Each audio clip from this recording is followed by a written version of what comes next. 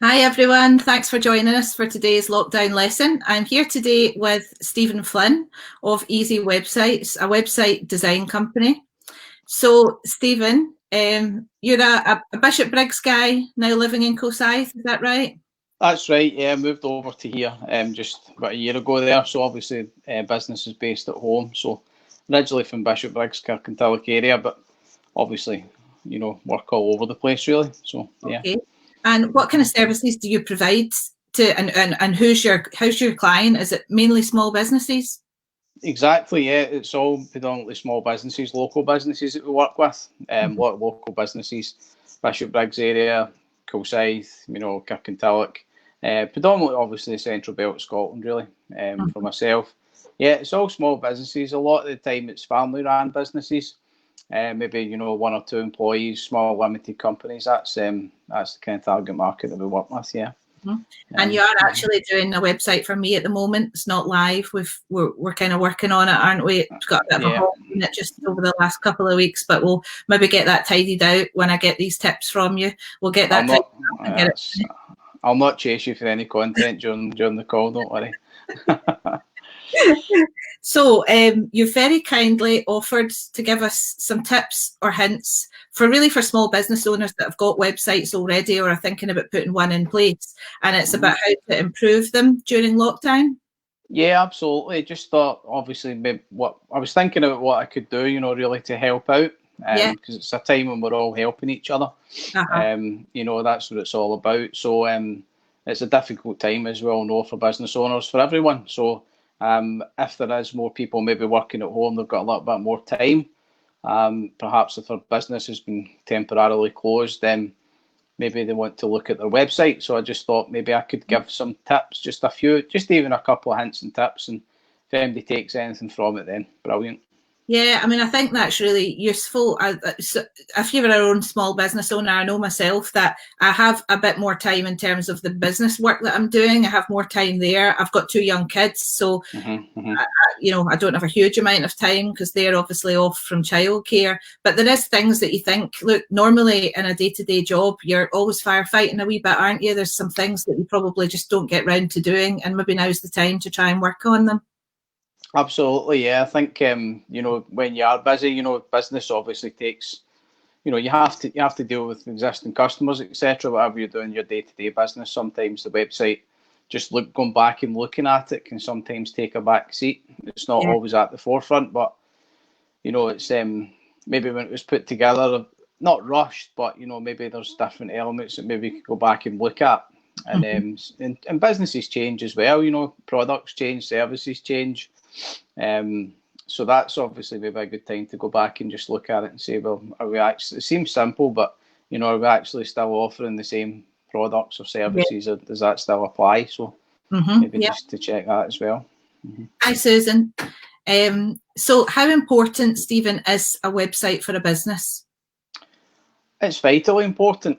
We live in an age, obviously, there's all different platforms available. There's social media, there's, business media like LinkedIn, there's WhatsApp. There's so many platforms out there, and perhaps just now as well, a lot of businesses are looking at these things, for video calls and, changing it. But I think that the website's always got to be at the centre of that.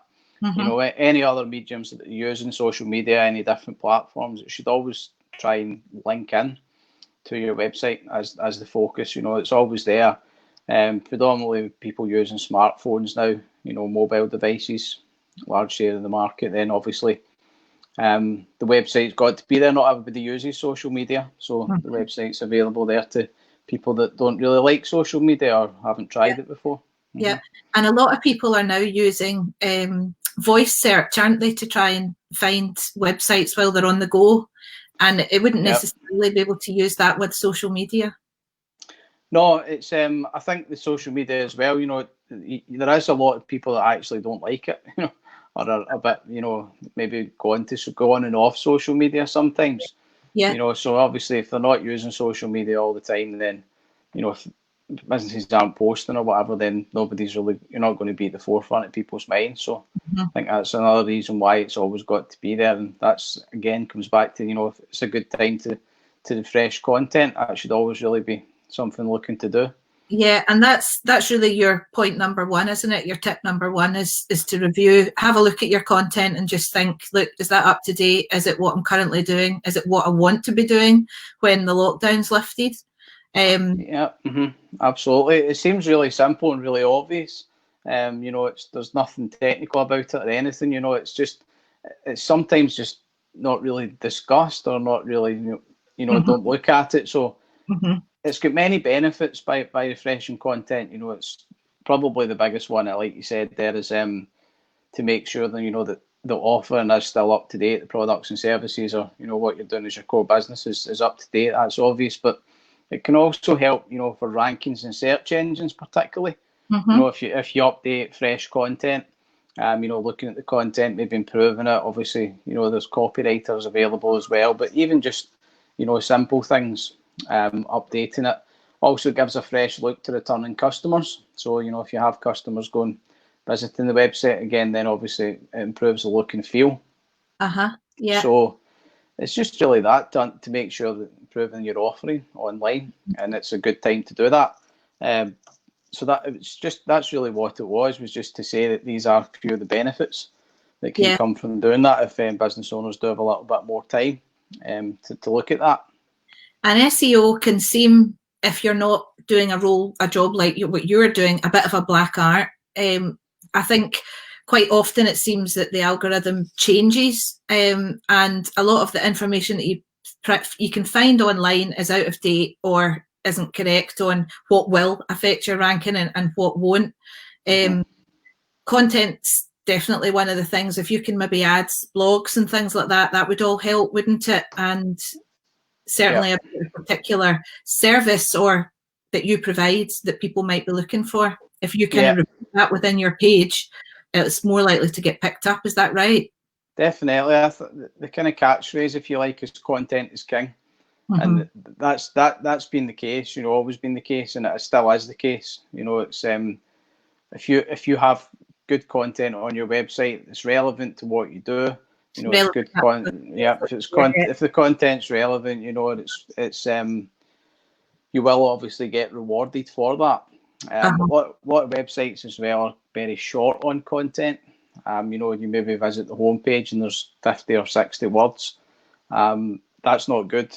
Obviously Google will reward you as well if you can have more content available there.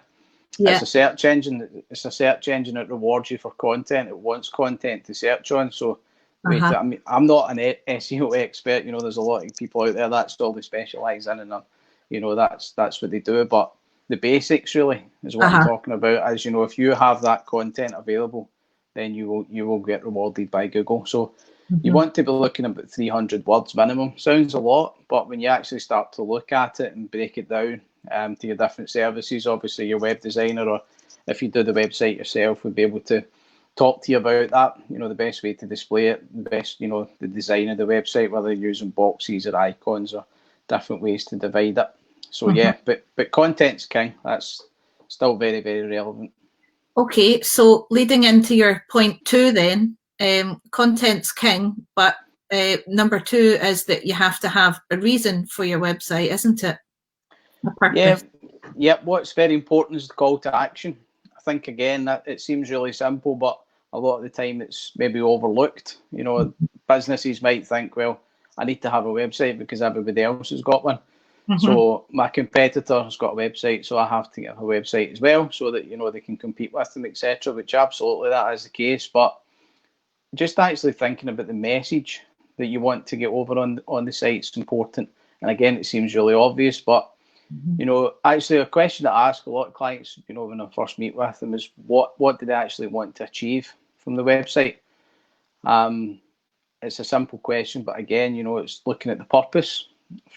Just to put it simple, the user's journey, looking for products or services. For example, if you run a restaurant or a bar and you want someone to book a table, that should be the first thing on the website. Make a booking, or look at the menu.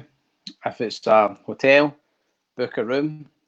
If it's a building merchant, for example, or a trades company, and what they want to do is just simply get an inquiry through, you could have a simple inquiry form. What we spoke about earlier as well is having a little callback for them. Perhaps if the user doesn't have a lot of time, you can even leave your name and your telephone number, just ask for a call back, or you can also have a more detailed inquiry form as well. When more information is available, you can ask more questions, because not everybody wants to leave all that information, obviously. So yeah, and people have a really short attention span when it comes to websites, don't they? yeah, you have to capture them, basically within Yeah. the first 10 seconds, visiting the website, because obviously it's always the same, if you go in somewhere and you can't find what you're looking for, it's not relevant, it looks out of date, Yeah. and it's not precise, it's not clear, there's no call to action, then you're more likely to move off and go to the next one. So you've not got a lot of time, and it's that. So again, that's why it's important really to think about the user journey, the customer's journey. From going to Google, typing in what they're looking for, they should be landing on your website, and when they get to your website, really the offering should be there on the first page, on the home page, because by the third click, usually, the interest is gone, or if they've not found what they're looking for, then it can be easy to go off somewhere else. So looking at that as well, yeah. So number 3 then is personalisation of a website.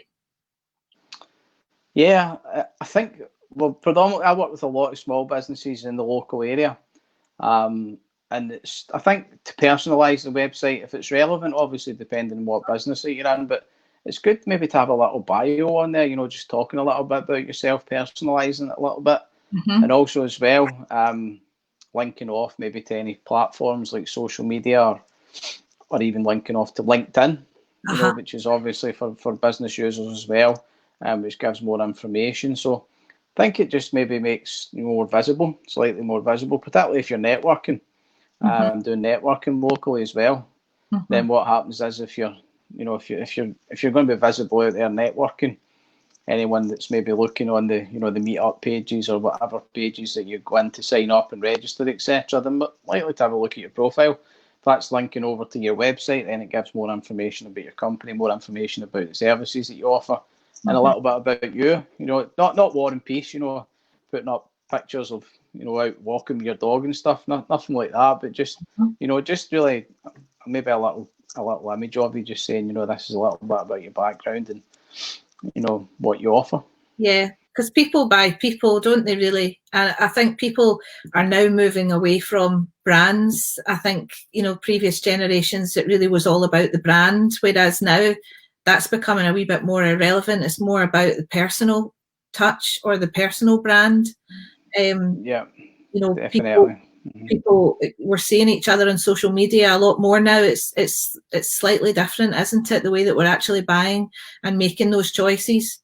Totally, and I think with what's happened recently, through all the difficult times, a lot more people will probably turn to using local businesses. I know if I can use a local business, I will, 100% before going anywhere else. Keep it local, absolutely. So, maybe by personalising that can have its benefit as well. Just to be a wee bit more visible.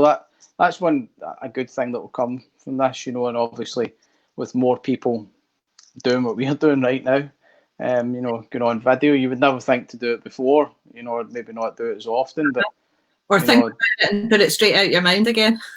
Yeah, and it's quite daunting at first, when you think about what you're doing, but obviously, if it helps, then that's great, and it's a lot of people are maybe isolated, etc. So hopefully, that this will help as well. Yeah, definitely.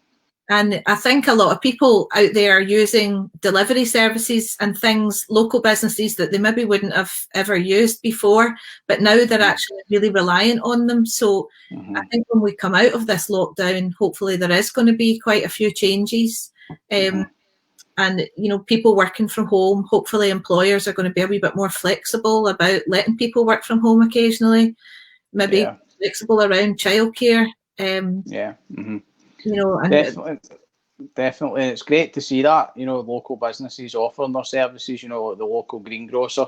But to be honest with you, I'll admit there's some small businesses that when they were advertising, I didn't really know where they were or what they were doing. But now I know they're there. So obviously because they're putting themselves out there a little bit more, maybe doing a Facebook live video or, just a post on Facebook. yeah, it's great to see, and I think it will continue after lockdown's over. It'd be nice to see that continue, and obviously it's good if local businesses can benefit from it. Definitely. So if anybody's been watching this today and they're thinking to themselves, oh my goodness, I need to get my website in check, I'm really needing some help with it, what can you offer them? Well, what we offer basically is during this period is to have a free 15-minute telephone chat. Just if there's any pointers to point people in the right direction, really. So we call almost like a free website health check, I suppose. But just any pointers, can offer in this time, we're more than happy to do that. Great, Stephen. Working from home, we're available, we're open for business, and so if we can help, then we'd be delighted to. Brilliant. Okay, so how best for people to get in contact with you if they want to take you up on that offer? Visit the website, which is easywebsites.co.uk. That's all in one word. It's maybe my banner behind me, if you can see it. I've got it positioned right.